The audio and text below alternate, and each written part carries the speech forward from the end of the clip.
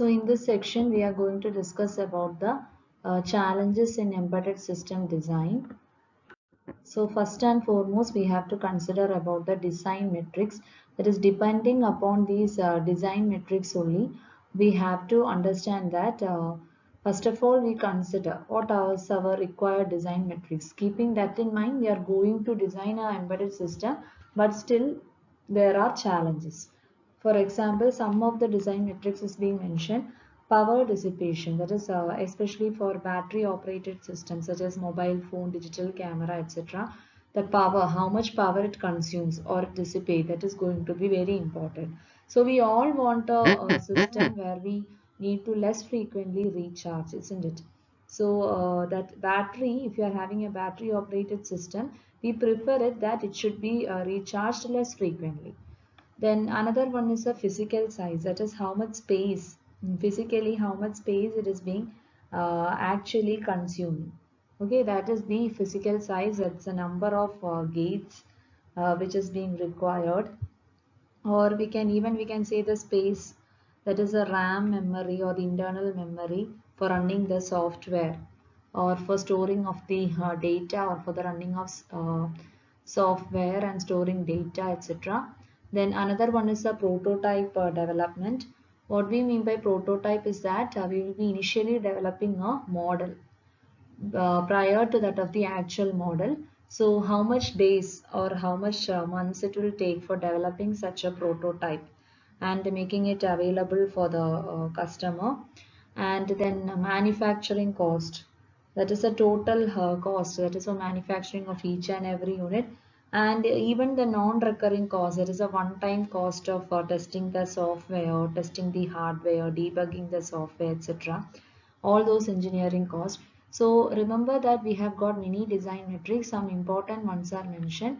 So even if you are having these problem of controlling all these parameters, and if you are keeping all this in mind and designing an embedded system, there will be several certain challenges we have to face.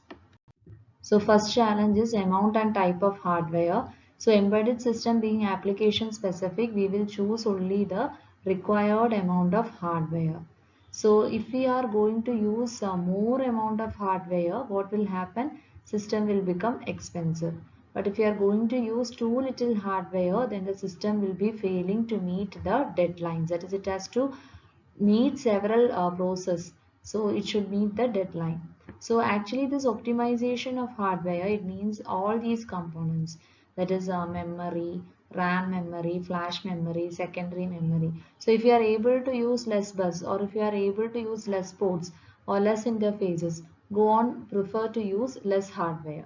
But keep in mind that too much little of hardware, system will be failing to meet deadlines. So not only these components but also the selection of processors are also important. So in last section we have seen about the several type of processor. So depending upon our complexity of operation or what level of processing we require, we can have DSP processors, ASIP processors, etc. So if we want to design say a smaller system like a toy, then you can go for 8051 processor. But if you want to run a very big operation, maybe a real-time processor whose speed has to be very high, precision has to be very high. So we have to go for it, and obviously our cost is going to increase. So this is a type of hardware needed. That is a very much important challenging factor in the case of embedded systems. Next one is optimizing the power dissipation. How can you optimize the power? So we all want lesser power dissipation. So there are two methods. One is the clock rate reduction and other one is the operating voltage reduction. So by means of clock rate reduction, we mean that the processor clock rate that should be reduced. So if the system, if we are going to work slow, okay, the system is working in very slow manner, the power dissipation, obviously it is going to get decreased. So the energy power requirement, heat dissipation, everything that will be reduced. So and also in the case of operating voltage, if you are able, say if the system can work with 12 volt, then you have to provide only the particular 12 volt. So by controlling these two factors, that is minimizing the clock rate for the processor and minimizing the voltage, that is at what voltage level the system can work. Go on to provide only that voltage, not more than that. That is what you mean by this operating voltage reduction. So this is also a very much challenging factor in the case of the embedded system. That is usually in the case of handheld devices such as phones, cellular phone. So instead of providing the 5 volt, even there is an option for it to work in the low voltage mode or in 2 volt mode. So if such provisions are being available, we can make use of such provisions. And also you can consider the processor rate also. If you are going to reduce the clock rate, the computations, it may take a longer time.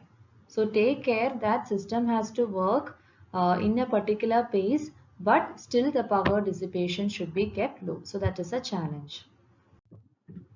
Then we can disable the use of certain structural units of the processor to reduce the power dissipation.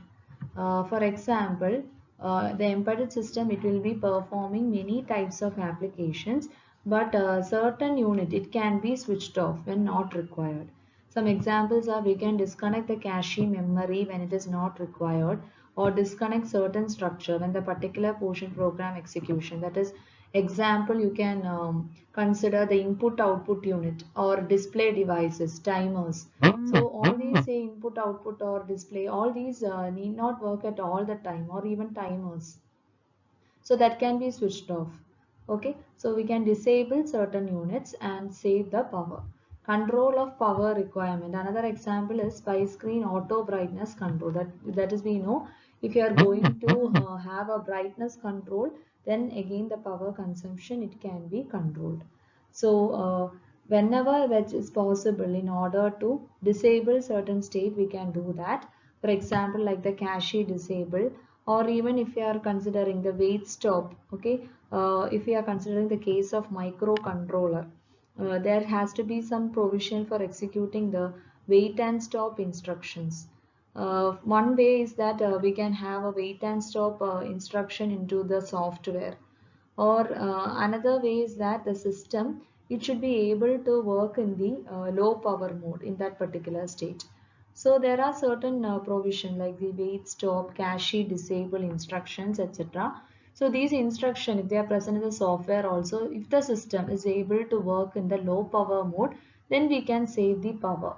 Okay, and the heat dissipation is going to reduce. So if we are having such provisions, we have to go for it. Next challenge is the process deadlines. That is a system, when we are speaking of embedded system, we always have a real-time operating system where time is a very critical factor. Okay, so we have to meet the deadline of all the process in the system, but at the same time, we have to keep all this at minimum.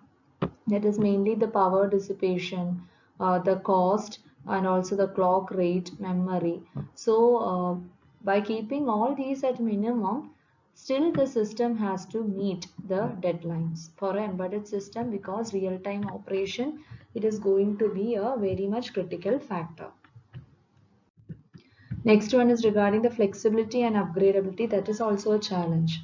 That is, we have to keep the cost minimum, but at the same time, there should be a provision to upgrade the system. That is, once we have designed a system, further if we want to add on more features, for example, if we have designed, say, a particular washing machine, or we have designed automatic vending machine. So there should be some provision in the future to add further options or to upgrade the system. So the system must be flexible and upgradable, but without increasing much cost, much engineering cost, we should be able to do it. That is another challenge. And last challenge is regarding the reliability. That is, this reliability is being done by means of testing, verification, and validation. So testing means that we are going to find if any error will occur. So if we are saying that, okay, we have designed an embedded system, first and foremost step is that we are going to provide its debugging. We are going to check all the hardware components, whether if any problem or if error is going to occur. Validation means that we are going to check if it is satisfying the requirements. which is set by the customer, or which is set by the user. Okay, so if the software it is as per the specifications, or if the working is conforming to some certain standards, that is quality is being maintained. So all that is being done in the validation phase. And verification also means that all the actions that is being correctly, specific functions are being correctly implemented. Okay, so validation basically means that whether according to the requirements it is performing correctly, and verification it ensures all the processes correctly taking place in time, and testing means mainly we will check for any type of errors. So likewise only we can say that after these three processes a system is going to become reliable. Okay, so when it is finally going into the market, it should have all those functionalities that it should be intending to having. Okay, so if a system it is going to the market, it should be going after the process of all these testing, verification and validation. So in this section we have discussed about the several type of challenges faced in the embedded systems.